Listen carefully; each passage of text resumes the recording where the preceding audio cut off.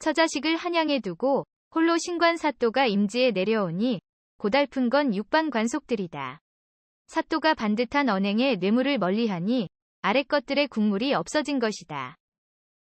육방관속들이 백성을 등쳐서 재물을 뜯어내려 해도 사또가 겁나 꼼짝할 수가 없었다. 육방이 주막에 모여 침을 튀기며 사또를 씹는데 꾀가 똑똑 흐르는 이방이 자기에게 묘수가 있다고 말했다. 어느 날 사또가 말을 타고 이 고을 저 고을 초도순시를 하고 돌아온 날밤 수행했던 이방이 입을 열었다. 날이 다리 아프시지요? 다리 안마를 잘하는 머스매가 있습니다. 들여보내게. 토끼털 번거지를 눌러 쓴 소년이 두툼한 누비옷을 입고 들어와 비스듬히 누워있는 사또에게 큰 절을 올리고 다리 안마를 하기 시작했다. 쑥을 끓인 따끈한 물을 한 대야 들고 들어와 사또의 발을 담그더니 발가락을 하나하나 조물락조물락 씻고 종아리를 주무르기 시작했다. 너는 몇 살이냐? 16살이옵니다. 아직 변성기가 되지 않아 꼭 여식의 목소리 같구나. 사또의 솜 넣은 바지를 걷어 올려 무릎까지 주무른 머스매가 말했다. 사또 날이 허벅지 안마를 하려면 아무래도 바지를 벗으셔야 할 것 같습니다. 사또가 바지를 벗고 짧고 얇은 속옷만 입고 드러눕자 허벅지를 두드렸다 하며 가녀린 두 손으로 올라갔다 내려갔다 하다가 살짝살짝 사또의 하초를 건드렸다. 날이 힘이 들어 땀이 납니다. 저도 옷과 번거지를 벗어도 될까요? 그래라. 투박한 번거지와 두툼한 누비옷을 벗자 새하얀 속옷의 얼굴은 배곡리요. 도톰한 입술은 새빨간 앵두다. 사또가 그 녀석을 자세히 보자 이 당돌한 녀석이 촛불을 후 꺼버리고 깜깜한 칠흑 속에서 다시 허벅지를 주무르는데 벌써 사또의 아랫도리가 솟아올랐다. 바스락바스락 옷을 벗더니 발가벗은 채에 사또 품에 안겼다. 사또의 손이 그 녀석의 봉긋이 솟은 전무덤을 감쌌다가 아랫도리로 내려갔다. 한평생 오입질 한번 하지 않고 목석처럼 눈을 감고 누워있는 조신한 부인의 한우물만 파던 사또가 그날 밤 놀라 자빠질 일을 겪은 것이다. 남장을 한 새파란 이팔 청춘 처녀가 상상도 못한 현란한 방중술로 사또의 얼을 빼놓았다. 숨을 고른 사또가 옷을 입는 녀석에게 물었다. 네가 남장 처녀라는 걸 이방이 아느냐? 아무도 모릅니다. 아는 사람은 사또 나리뿐입니다. 매일 밤 사또의 방에 그 녀석이 사또를 안마해주러 왔다. 사또는 하루도 그 녀석을 못 보면 미칠 지경이 되었다. 어느 날 밤 이방이 사또에게 아뢰기를 그놈이 더 이상 못 오겠다고 버팁니다요. 다른 안마사를 불러올리겠습니다. 그날 밤 들어온 안마꾼은 수염이 숭숭 난 장님이었다. 이튿날 사또는 이방에게 무슨 수를 쓰더라도 그 녀석을 데려오라고 명했다. 닷새 만에 초립동이 다시 오고 관아의 곡간은 축이 나기 시작했다. 육방관속은 다시 날뛰기 시작했다.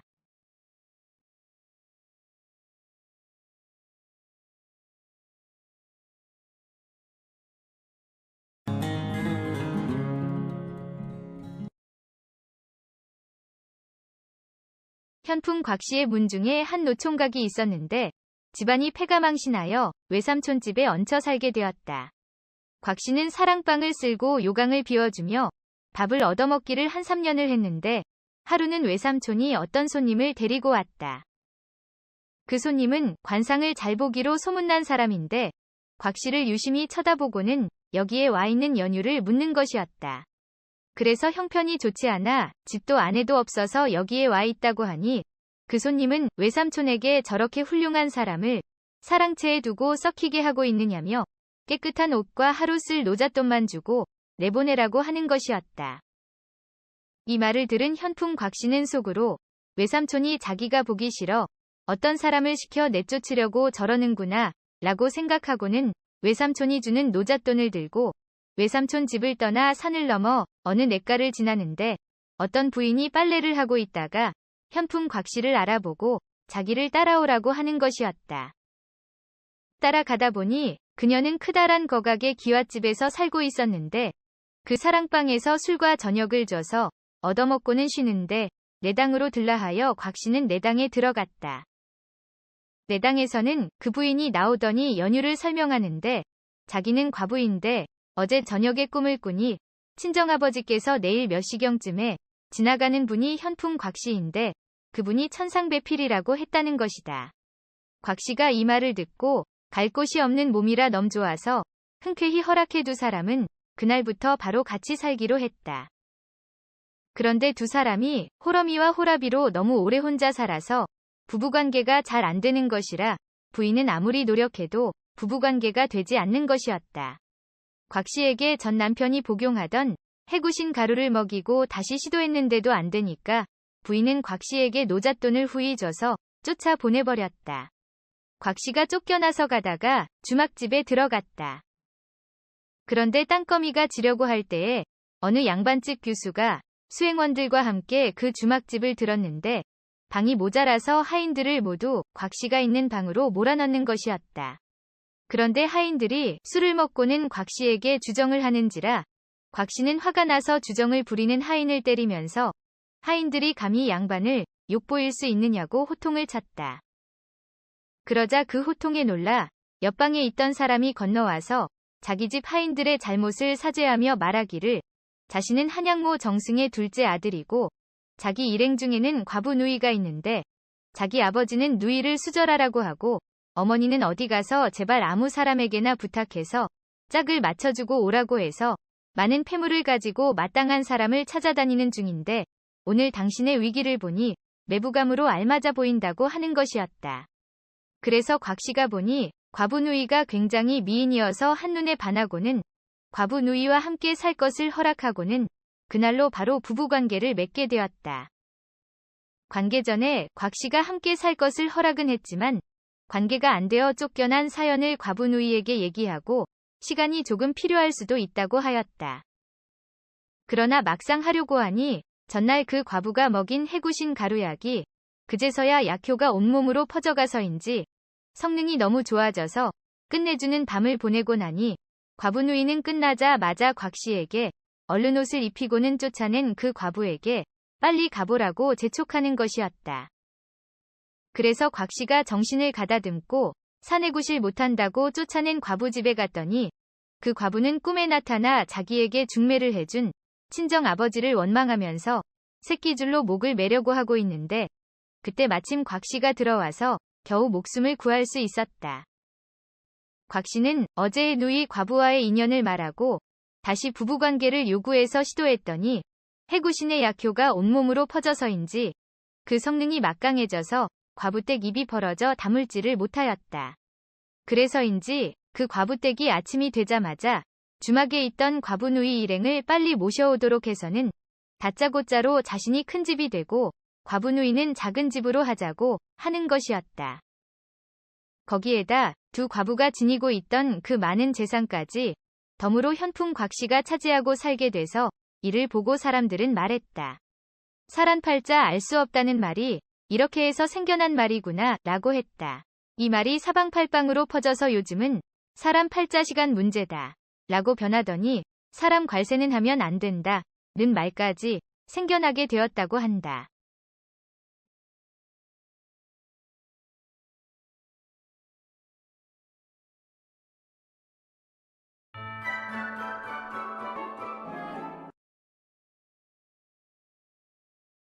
전라도와 충청도 사이에 어떤 고을에 한 선비가 살았다. 이 선비가 과거를 보러 한양에 가게 되었다. 수원에 이르러 화성 안에 들어갔는데 저작거리의 길가에 사람들이 많이 모여 있어서 선비가 가까이 가서 보니 눈먼 점쟁이가 점을 치고 앉아 있었다. 점치는 실력이 너무 잘 맞춰 쪽집게 같이 알아낸다고 구경꾼들이 떠들고 있었다. 그래서 선비도 복채를 쥐어주며 이번 과거에 붙을 수 있는지를 점쳐 달라 했다. 점쟁이는 과거는 요번이 아니라 다음번 과거에는 붙게 될 것이지만 그러나 그 전에 죽을 고비가 있다면서 누런 종이에 흰 백자 3개를 적어주면서 위험이 닥쳤을 때 이 종이를 보여주면 살 수 있다고 하는 것이었다. 그래서 선비는 이 종이를 품고 한양으로 가게 되었다. 한편 한양에는 박정승이라는 사람이 살고 있었는데 그는 관연한 딸이 있어 시집을 보내려고 사윗감을 고르고 있었다. 그때 마침 청혼이 들어와 궁합을 맞춰보니 딸의 남편이 죽을 팔자로 태어났다고 말했다. 그래서 점쟁이에게 면할 방법을 묻자 점쟁이가 말하기를 오늘 밤 묵을 곳을 찾아다니는 과객을 데려다가 딸과 대례를 치르고 새벽에 죽여 없애면 남편이 죽을 팔자를 면하게 해준다고 하는 것이었다. 하필이면 이때 이 선비가 한양에 당도하여 머물 곳을 찾다가 박정승 댁에 걸려들어 머물게 되었다. 박정승이 그 선비로 하여금 딸과 대례를 치르게 하자고 하는 것이었다. 선비가 박정승의 딸을 보니 미모가 뛰어난지라 부부의 연을 맺고자 결정해서 첫날 밤을 치르게 되었다. 이때 신부가 선비에게 금덩이를 하나 주며 이것을 품에 지니고 있어야 살 수 있다고 하는 것이었다. 그래서 선비가 금덩이를 품에 넣고 합궁을 하니 너무나 좋아 한 번 더 합궁하고 난 후 장거리 여로라서 피곤해 잠이 들었다. 선비는 새벽에 눈이 떠져 한 번 더 합궁을 하려고 하는데 박정승 댁 하인들이 들이닥쳤다. 하인들은 다짜고짜 선비를 보자기에 넣어 메고 가서 한강물에 던져 죽이려고 하는 것이었다. 선비는 신부가 준 금덩이가 생각이 나서 금덩이를 주겠다며 하인들을 설득해 금덩이를 주고 목숨을 건지게 되었다. 선비는 그 길로 과거고 뭐고 팽개치고 그래도 운이 좋아서 두 번이나 미모가 뛰어난 박정승 딸과 운우지정을 나누었으니 다행이라고 생각하고는 주랭랑을 쳐 고향으로 도망가 다시 글공부를 하게 되었다. 그 후 선비는 1년이 지나자 다시 한양으로 올라와 과거에 응시했더니 점쟁이 말대로 정말로 과거에 급제하게 되었다. 이때 심사관인 이정승이 선비가 지은 글을 보고 그 글 재주를 보고 사위로 삼고자 하였다. 그래서 이정승의 딸과 혼례를 치르게 되었는데 이정승의 딸은 그 집 청지기와 이미 눈이 맞아 있었다. 그래서 혼례를 치른 날 밤에 청지기와 멀리 도망가기로 약조하였다. 첫날 밤 선비의 인품과 외모를 보니 청지기보다 훨씬 잘생기고 키까지 훤칠해 반하지 않을 수 없어 그만 도망갈 마음이 싹 사라져 버리고 말았다. 밖에서 이정승의 딸이 나오기만을 기다리던 청지기는 딸의 마음이 변한 것을 알고 칼을 품고 들어가 딸을 죽이려고 결심하고는 때를 기다리던 중 선비가 측간에 간 사이에 방으로 들어가 신부를 칼로 찔러 죽이고 도망쳐 버렸다. 이걸 모르는 선비는 볼일을 본 후 방으로 들어가 보니 신부가 죽은 것을 보고 놀라 가슴에 꽂혀있는 칼을 빼어들고 소리를 질렀다. 사람들이 몰려와 보니 선비가 신부를 죽인 것처럼 보였고 그래서 선비는 옥에 갇혀 첫날 밤 합궁도 못해보고 꼼짝 못하고 죽을 처지에 처해진 신세가 되고 말았다. 그때 선비는 예전에 점쟁이가 한 마리 벼랑간 생각나서 그 누런 종이를 꺼내보니 흰 백자가 3개 쓰여 있는데 그 뜻을 도무지 알 수 없었다. 그래서 이 사건을 담당한 대사헌의 박정승이 선비의 사정 이야기를 듣고는 과거에 급제까지 한 선비가 범인이 아닐 거라고 생각되어 그 종이에 쓰인 글자에 뭔가 답이 있을 거라고 생각하고는 이 문제를 해결해 보려 했으나 그 또한 그 글자가 말하는 그 뜻을 도저히 알 수가 없어서 집에 돌아와서 그 종이에 적힌 뜻을 알려고 골똘히 생각하고 있는데 이때 박정승의 딸이 부친의 근심에 가득 찬 얼굴을 보고 그 사연을 물어서 박정승이 모든 이야기를 해주었다. 그때 박정승의 딸이 그 종이에 쓰인 글자를 보고는 아주 간단히 풀어주며 말하는 것이었다. 누런 종이에 흰 백자가 셋이면 황백삼이라고 그 종이 적힌 글자를 풀이해주고는 그건 아마도 범인의 이름인 것 같다고 말했다. 그래서 박정승이 이정승에게 황백삼이를 아는지를 물었더니 자기 집 청지기의 이름이 황백삼이라 하는 것이었다. 그래서 이정승의 딸을 죽인 범인임이 밝혀지게 되어 황백삼은 구속되고 선비는 누명을 벗고 다시 관직에 복귀되었다. 죽음을 면하게 해주고 자기를 구해준 박정승이 너무 고마워서 박정승에게 감사 인사를 드리려고 선비가 대문을 열고 들어서려 하는데 그때 마침 밖으로 나가려던 박정승의 딸과 눈이 마주치자 둘은 대례를 치룬 그때의 그 신랑이고 그 신부임을 단번에 알아보고 깜짝 놀라고는 서로가 너무 반가워 그만 부둥켜 안고 울었다. 그래서 이 사실을 알게 된 박정승은 이미 대례를 치룬 싸이인지라 그날 막바로 합궁하게 해주고는 박정승은 무남동녀인 딸인지라 그 선비를 대릴 사위로 삼아서 박정승의 가문을 이어받아 행복하게 잘 살았다고 한다.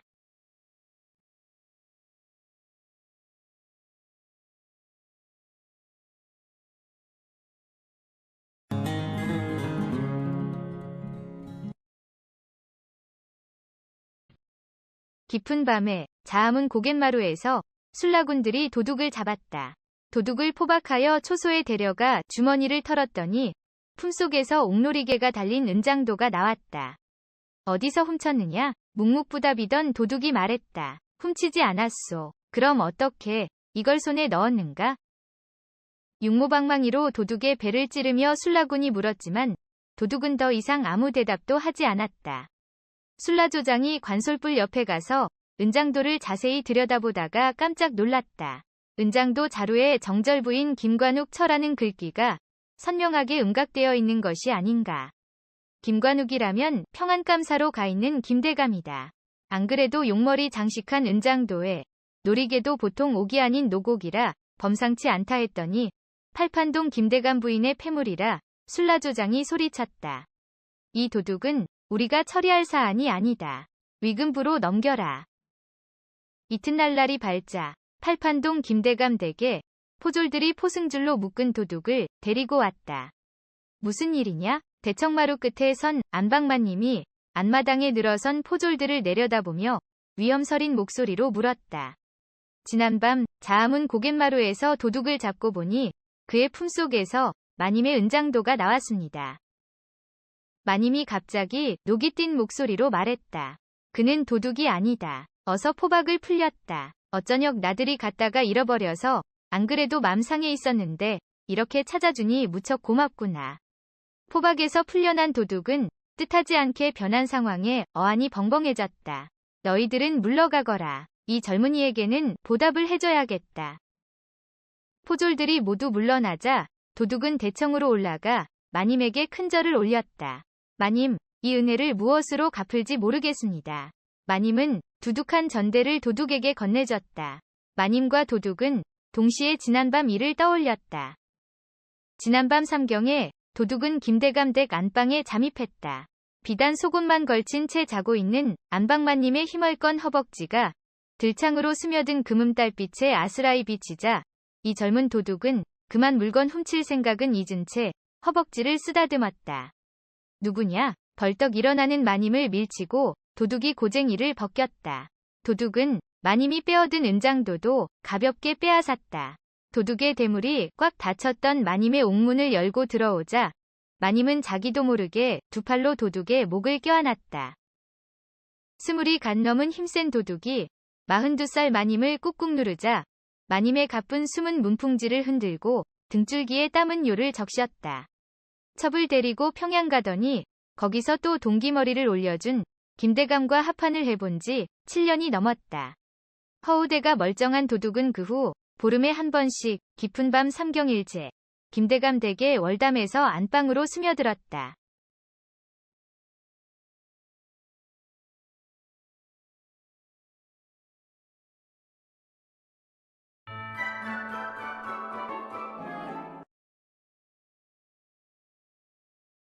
(30이) 넘은 노총각이 머슴으로 살다가 15살 먹은 처녀와 혼인하게 되었다. 부인이 남편에게 머슴으로는 먹고 살기가 너무 힘드니 술장사라도 하자고 하였다. 그래서 시작한 장사가 부인의 음식 솜씨가 좋아서 멀리서도 손님이 찾아오니 부부는 금세 부자가 되어 한성기지의 논까지 사게 되었다. 하루는 남자 5이 찾아와 일주일간 머물 것이라 하며 술과 음식을 달라고 하였다. 이렇게 매일 닭도 잡고 술도 마시다가 마지막 날이 되자 닭을 7마리 잡아달라고 하는 것이었다. 그리고 계산할 때가 되자 5 중 3은 부인을 잡아 끌고 나가고 2은 남편을 붙들고 돈 계산을 하자고 하였다. 부인이 끌려나가는 것을 보고 남편이 부인을 쫓아가려 하였지만 남자 2이 남편을 붙들어 놓아서 그만 놓치게 되었다. 그러자 남편을 잡고 있던 2 남자는 남편에게 주소를 알려줄 테니 나중에 찾아오라 하며 아랫동무니 윗동무니 좌딱딱 우딱딱 좌술청 우술청이라고 주소를 알려주고 떠나버렸다. 남편은 집과 논을 팔아 돈을 마련해 부인을 찾아 사방팔방으로 찾아 돌아다녔다. 그러나 그 주소가 어딘지 아는 사람이 없었고 어느덧 돈도 바닥나게 되자 남편은 엿장수를 하면서 찾아다녀야겠다고 결심하고 엿 한 판을 사서 길을 가게 되었다. 한 곳에 이르러 아이들이 모여 원님놀이를 하고 있었는데 가만히 지켜보니 9살쯤 되어 보이는 아이가 원님을 하겠다고 하니 덩치 큰 아이가 그 아이를 때려 올리고는 자기가 원님을 하는 것이었다. 남편은 이를 보고 아이들에게 가서 엿을 줄 테니 내 소원을 해결해 달라며 그 주소를 내밀었다. 그러자 원님을 하던 아이가 그런 주소가 어디 있겠느냐며 핀잔을 주었지만 이때 9살 먹은 아이가 눈물을 닦으며 그 주소를 안다고 하였다. 그 아이에게 엿을 주고 그 주소를 알아내어 남편은 다시 그 아이가 가르쳐준 주소를 찾아 나섰다. 가르쳐준 동네에 가니 그 마을이 아랫동문이고 그 윗마을이 윗동문이어서 윗동문을 찾아가니 좌우에 대장간이 있어 좌에서 딱딱하고 우에서도 딱딱하는 것이었다. 다시 더 돌아 들어가니 술집이 아주 큰 게 있었는데 손님이 어찌나 많은지 사람들로 북새통을 이루고 있었다. 음식을 하는 이들을 가만히 보니 그 중에 자기 부인이 있었고 부인은 남편을 보고 달려나와 남편을 방으로 들게 하고 밤에 다시 오겠다 하고는 음식을 마련해 주었다. 밤이 되어 부인이 찾아와 지금은 갈 수 없고 재산이나 좀 마련해 같이 가자고 하며 몇 달을 묵고 난 후 가자고 하였다. 그렇게 몇 달이 지난 후 부인은 사람들을 모아 잔치를 한다고 하였다. 이때 부인이 생각하길 여기까지 잡혀와서 그놈들이 나를 저 영감에게 팔아서 어쩔 수 없이 영감과 같이 살고 있었는데 빈손으로 돌아갈 수는 없어서 잔치를 하자고 했던 것이었다. 이 영감님은 아무 영문도 모르고 부인의 뜻을 따르다 보니 그냥 잔치를 하는 거니 해서 이날 동네 사람들을 다 모이게 해서는 잔치를 하게 되었던 것이다. 그러다 보니 이날 잔치는 자연히 부인을 위한 잔치가 되고 보니 부인이 찾아온 사람들에게 손수술을 따라 서너 잔이 계속 모두에게 돌고 돌아 얼마 후 모두가 다 취하게 되자 잔치에 참석한 사람들에게 부인의 전남편이 찾아온 사연을 참석한 사람들에게 얘기하기 시작했다. 내가 이 집에 와서 영감에게 아들 셋을 낳아주고 돈도 200석을 벌어주었는데 이제 본 남편이 여기까지 나를 찾아왔소. 그러니 내가 벌어준 재산 중 반을 떼어가지고 본 남편을 따라가야 하지 않겠소. 하니 사람들이 모두 그게 옳다고 하였다. 그래서 부인은 재산을 나누어 가지고 본 남편을 따라 처음 술장사를 했던 곳으로 가서 다시 술장사를 해서 음식 솜씨가 좋아 장사는 여전히 잘 되어서 여기서도 아들 셋을 또 낳아 부자가 되어 행복하게 살게 되었다. 그러나 1년에 한 번씩은 꼭 모정이 먼지 윗동문에 사는 새아들이 너무 보고파 그들이 사는 윗동문의 영감집을 찾아가게 되는 것이었다. 낳은 아들들의 모정만은 어쩐지 끊을 수가 없어서였다. 그래서 계속 왔다 갔다 하다 보니 이 여인은 자연히 두 남편을 오고 가며 섬기게 되었고 그래서 두 남편을 섬기는 희한한 연려라는 소문이 사방팔방으로 퍼지기 시작하더니 그 말이 어느 날부터 이부연려라는 말로 바꿔져 전해져 내려오고 있다.